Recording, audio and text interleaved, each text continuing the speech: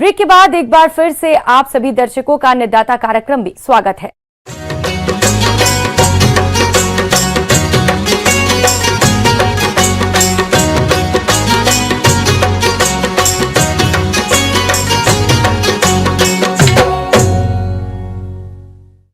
अपने देश में गोभी वर्गीय फसलों का महत्वपूर्ण स्थान है।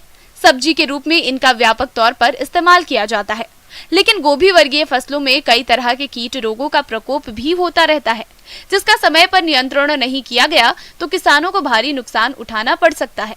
तो इस नुकसान को देखते हुए जरूरी हो जाता है कि आप समय रहते गोभी वर्गीय फसलों में लगने वाले रोगों की रोकथाम करें। परंतु कैसे करें रोगों का नियंत्रण, देखिए हमारी ये खास रिपोर्ट।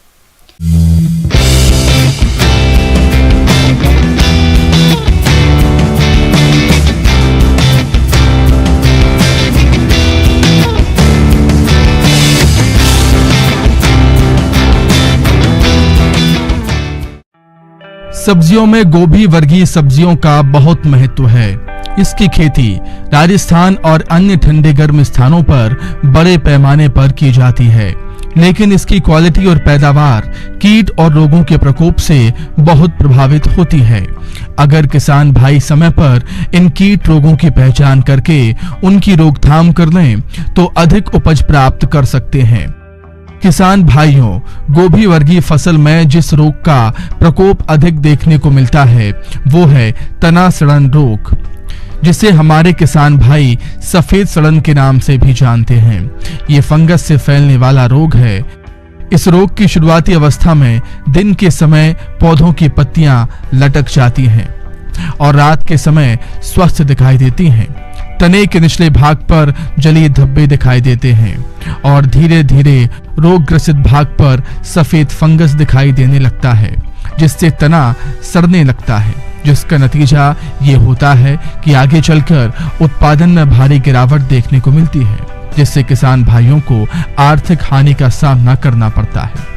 इसी तरह किसान भाइयों, गोभी वर्गीय फसल में अल्टरनेरिया काला धब्बा रोग भी काफी देखने को आता है।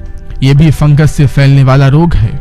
इस रोग की शुरुआती अवस्था में छोटे काले छल्लेदार गोल धब्बे पत्तियों व तनों पर दिखाई देते हैं, जो आपस में मिलकर पत्तियों को सुखा देते हैं, जिससे पत्तियां गिरने लगती हैं। इस तरह किसान भाइयों, इन रोगों से बचने के लिए हमें इसकी खेती करने से पहले ही कुछ बातों को ध्यान में रखना होगा, जैसे कि आप खेत की तैयारी के समय 50 किलोग्राम सड़ी हुई गोबर की खाद में 2 से 2.5 किलोग्राम ट्राइकोडर्मा मिलाकर भूमि को उपचारित कर लें और कार्बेंडाजिम 2 ग्राम से प्रति किलोग्राम बीजों को उपचारित करके बीजों की नर्सरी में बुआई करें और रोपाई के समय भी इसी दवा से पौध को उपचारित करके रोपाई करें और अधिक मात्रा में नत्रजन का प्रयोग न करें।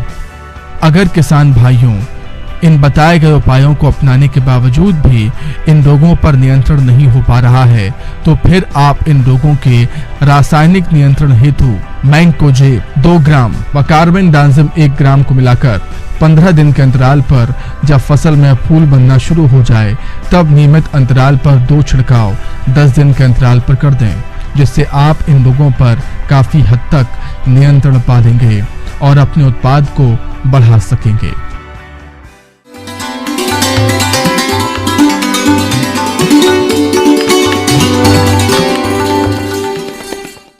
आइए जानते हैं अन्नदाता निशुल्क फोन के माध्यम से पूछे गए समस्याओं के समाधान।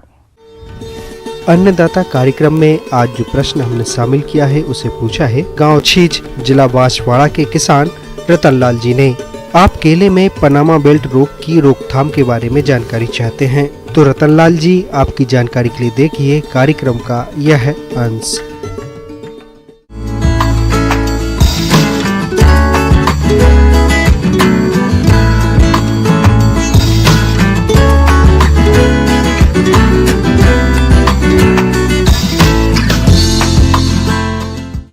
हमारे किसान भाई जब भी केला की खेती करते हैं तो उसमें खास करके जो पुरानी जो लोकल वैरायटी होता है उसमें खास करके पनामा डिजीज जो होता है ये काफ़ी लगता है।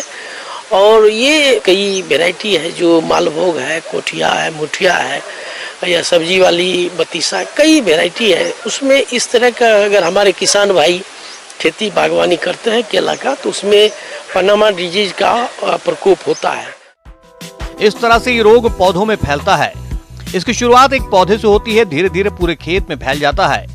अगर रोग के लक्षणों की बात करें तो पौधे की वृद्धि कम हो जाना, पौधों का पीलापन इत्यादि लक्षण प्रदर्शित होते हैं।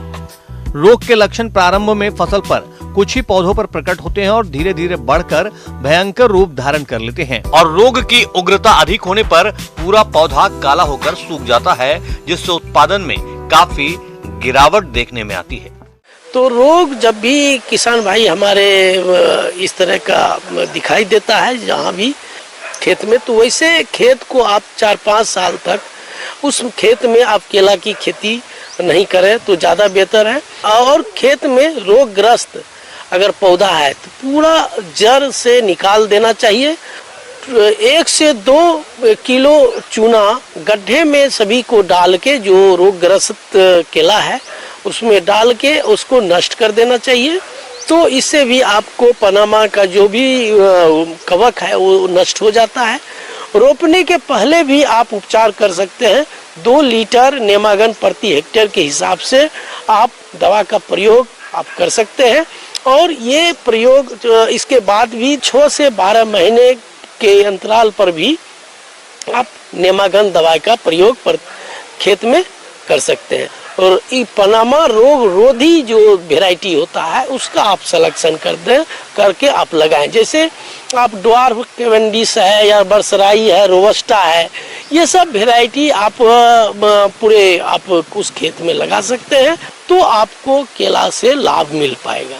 तो इस तरह इन सारी बातों को ध्यान में देके आप केला की खेती करें।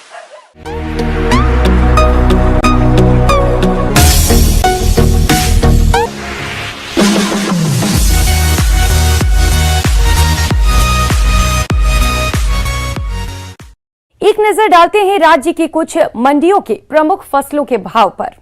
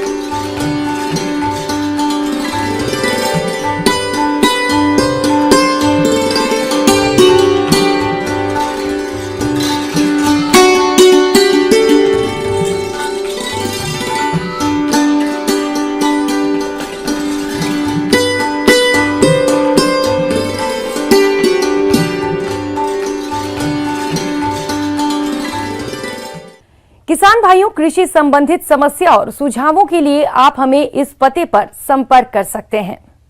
प्रोड्यूसर अन्नदाता news 18 Rajasthan, Ramoji film city, Hyderabad. 501512। साथ ही आप हमें ईमेल भी कर सकते हैं। हमारा ईमेल है p18annadatarajasthan@news18.com। इसके अतिरिक्त आप हमें निशुल्क हेल्पलाइन नंबर 1800-8892-163 पर सोमवार से शनिवार सुबह 10 से शाम 4 बजे के बीच संपर्क कर सकते हैं। अब समय हो रहा है आपसे विदा लेने का। कल फिर मुलाकात होगी कृषि से जुड़ी महत्वपूर्ण जानकारियों के साथ। नमस्कार।